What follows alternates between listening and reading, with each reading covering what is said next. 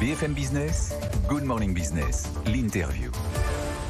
Il est 8h17 et je suis donc avec la PDG d'Eramet, Christelle Bory, bonjour. Bonjour. Merci d'être là quelques minutes après la publication de vos résultats parce qu'ils sont particulièrement éclairants sur l'état du monde, l'état des minéraux, l'état de l'industrie. Vous êtes spécialiste de la production, de l'extraction de minerais comme le nickel, le manganèse, le lithium, le cobalt, autant d'or, je ne sais pas comment on peut dire maintenant, pas d'or noir, mais en tout cas de minerais qui sont au cœur de cette transformation industrielle, énergétique, de l'électricité.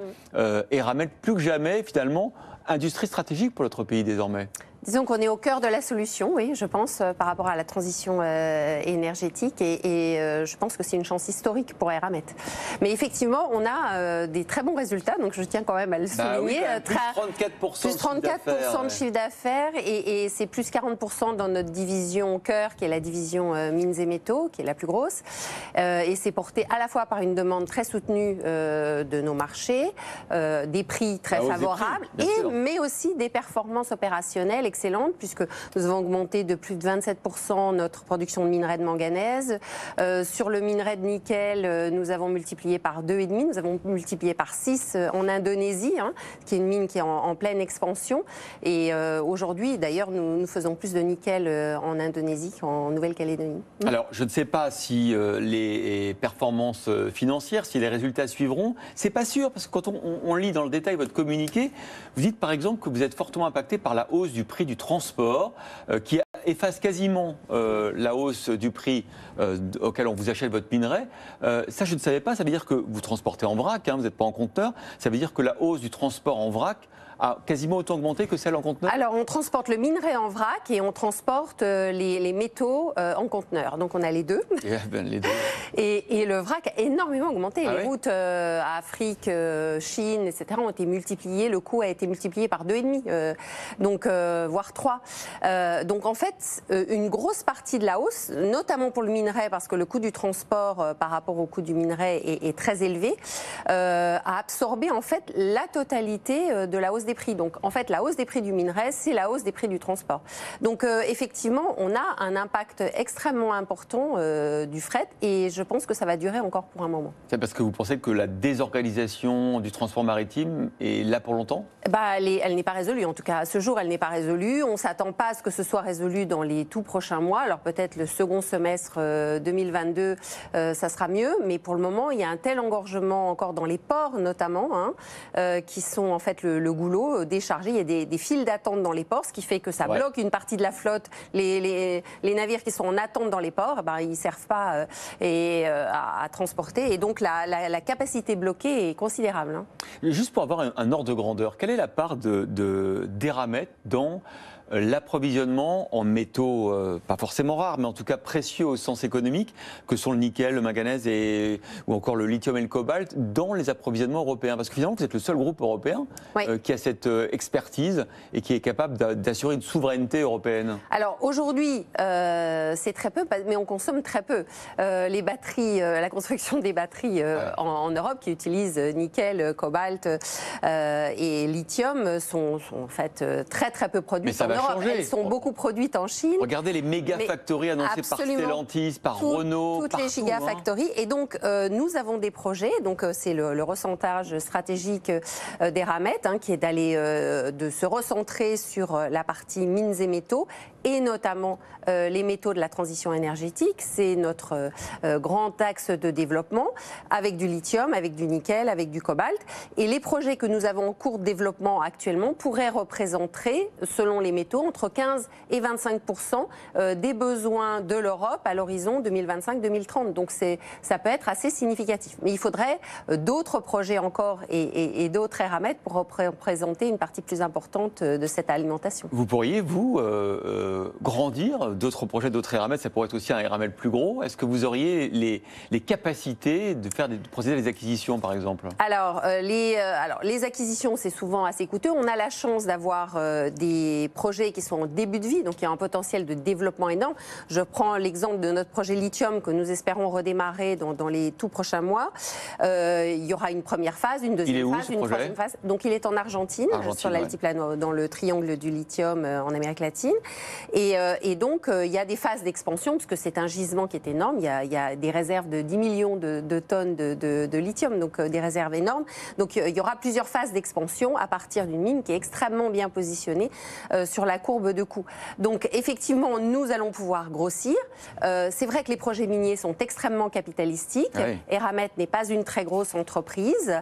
Elle a un financement contraint, donc il va falloir trouver Contraint, pourquoi ? des alternatives, et notamment des partenaires. Ouais. Et quand on a des gros projets comme ça, c'est assez courant dans le monde minier, dans le monde des matières premières, de s'associer avec des partenaires pour développer des gros projets. Contraint parce que, effectivement, vous devez assurer l'équilibre entre un actionnariat familial et l'actionnaire étatique. Ça vous freine dans un développement plus accéléré? La recherche de partenaires, est-ce qu'elle vous est interdite par cette coalition? Non, non, la recherche de partenaires n'est pas interdite et donc on le fait aujourd'hui et c'est un des moyens de développer nos projets. Donc je pense que c'est nous, les bons résultats que nous sommes en train de, je dirais, d'accumuler au fur et à mesure des trimestres vont nous redonner une marge de manœuvre financière qui va nous permettre aussi, avec plus de sérénité, de développer nos projets. Et puis peut-être de vous séparer de certaines activités que vous jugez moins stratégiques, comme dans la partie acier, enfin métallurgie ou alliage. Je pense par exemple aux usines d'Aubert et Duval qui doivent être normalement reprises par un consortium, notamment les constructeurs aéronautiques qui en ont besoin. On en est où ? Alors, on a effectivement comme stratégie de sortir des activités qui étaient toutes en aval de la chaîne et qui n'étaient pas core business pour Eramet. Donc, notamment Aubert et Duval, et puis dans un deuxième temps Erasteel. Et donc, sur Aubert et Duval, écoutez, ça continue à être l'option privilégiée. On continue de discuter, mais pour le moment, il n'y a pas d'accord qui a été encore trouvé. On parle beaucoup de l'inflation, de l'explosion des prix des matières premières, encore plus que celle finalement des minerais. Quand on voit le plan de développement de l'électrification du parc automobile, l'électrification de la planète, on voit que les besoins vont être énormes.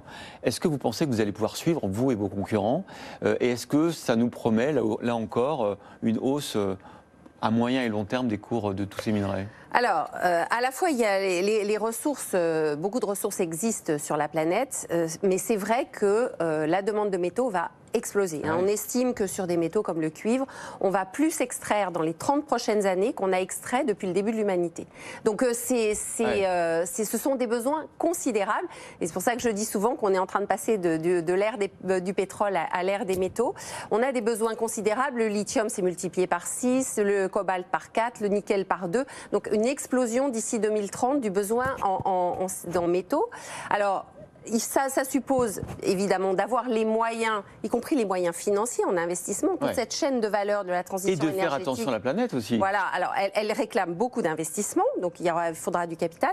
Et puis, il faudra aussi le faire de façon durable pour répondre, je dirais, à la promesse écologique de la transition énergétique. Parce que si on commence à extraire ces métaux en émettant beaucoup de CO2, en ne faisant pas attention ni à l'environnement, ni à la biodiversité, ni au bien-être des communautés, on n'aura pas répondu à la promesse écologique de cette transition. Vous saurez faire ça ?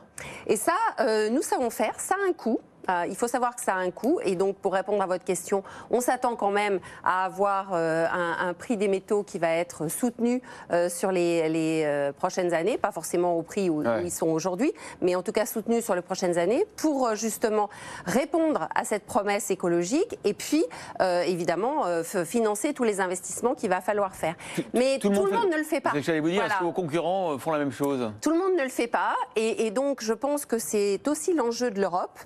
De mettre à la fois des réglementations à l'entrée de son marché, de bâtir des certifications de traçabilité des métaux bien sûr. pour éviter d'avoir un dumping social et environnemental à l'entrée de ces frontières. Sur les métaux comme on l'a eu sur les produits industriels. Exactement. Et il y a tous les moyens, on sait produire du nickel de façon totalement responsable, on sait produire tous les métaux de façon beaucoup plus responsable. Ceci dit, encore une fois, ça suppose des démarches bien particulières, un coût. Eramet est particulièrement bien positionné, c'est reconnu par toutes les agences de notation. Nous sommes sur le podium en termes de notation RSE par toutes les agences.